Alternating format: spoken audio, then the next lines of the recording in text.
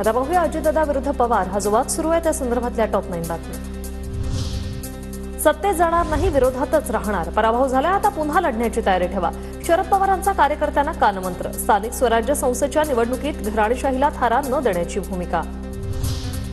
बाप लेकीला सोडून अजित पवारांसोबत चला, हिवाळी अधिवेशनात सुनील तटकरेंचा पवार गटाच्या खासदारांना प्रस्ताव, सूत्रांची माहिती।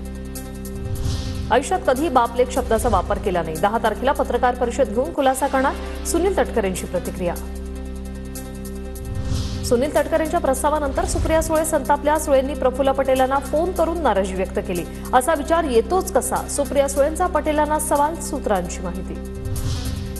सुनील तटकरेंनी दिलेल्या प्रस्तावामुळे शरद पवार गटात नाराजी, अजित पवारांसोबत जाण्याचा प्रस्ताव शरद पवारांच्या खासदारांनी फेटाळला, सूत्रांची माहिती। अजित पवारांच्या पक्षाने आमच्या खासदारांना 100% संपर्क केला, बापाला पोरीला सोडा असं म्हणणं ही कसली संस्कृती, जितेंद्र आव्हाडांची प्रतिक्रिया।